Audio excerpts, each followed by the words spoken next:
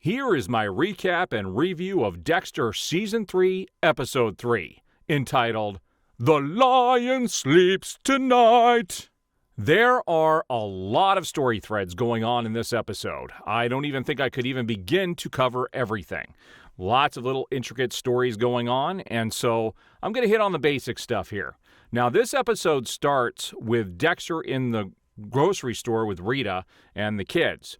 They encounter a guy there who is talking to Aster in the middle of the aisle, and Dexter kind of gets her away from this guy.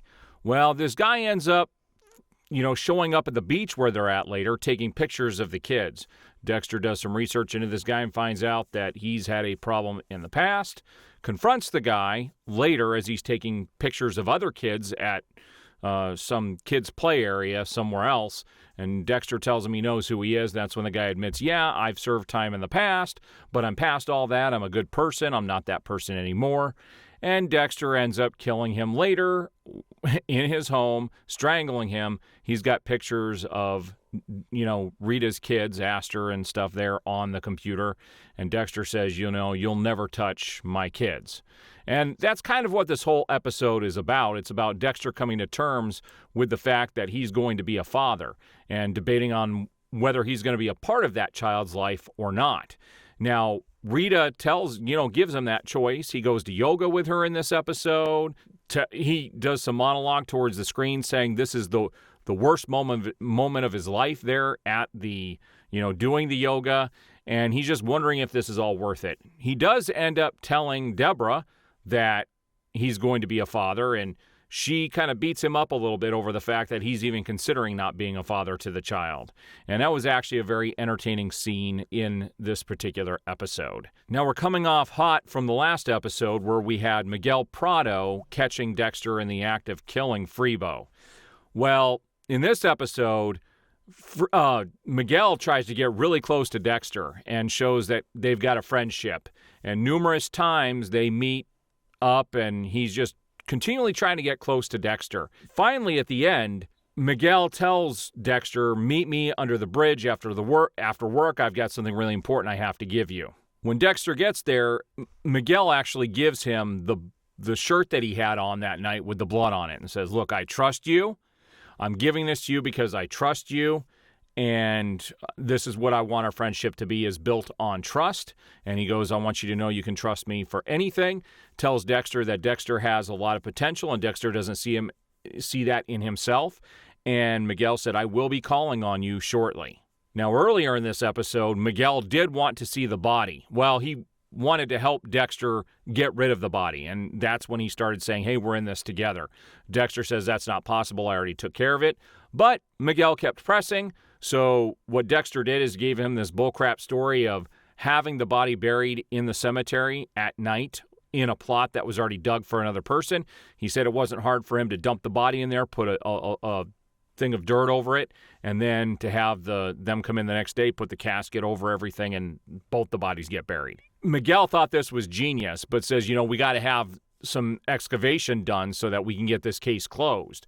Dexter freaks out because there's no body there, obviously. And he says, look, I can't have you do that because I don't know what kind of hair and fibers and other evidence I may have left behind on the body that's going to get me in trouble.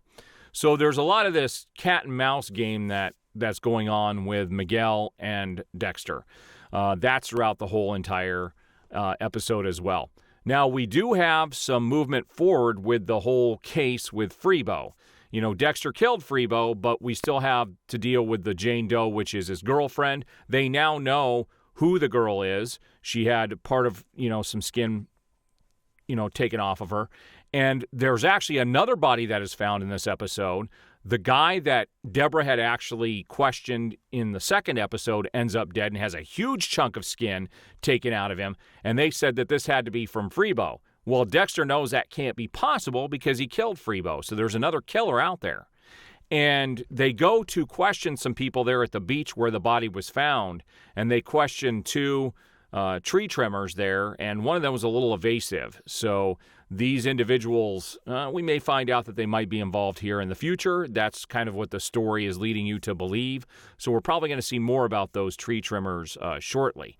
But this episode, like I said, had a lot of little intricate storylines going on with Deborah. And that's the other thing. There's a little movement forward. Dexter's trying to get them to close this Freebo case and get this taken care of, and they're still not sure about, the police department is not sure about who she was. So Dexter makes a flyer with Tegan's name on it and puts it where Deborah can see it.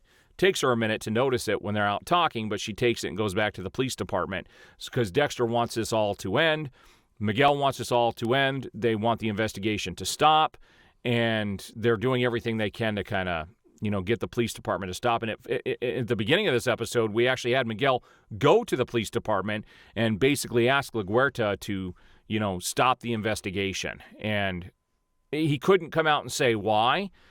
Kept looking back at Dexter the whole time. And it was just a very interesting dynamic. Like I said, lots of little things happen in this episode. I wouldn't say there was a whole lot of movement forward with the overall storyline. Well, the storyline this year is going to be Jimmy Smits, about the Prado family. And there was actually one scene in this episode. Miguel invites Dexter and Rita to a thing I think it was on the beach early on in the episode. It's when he saw him at the police department.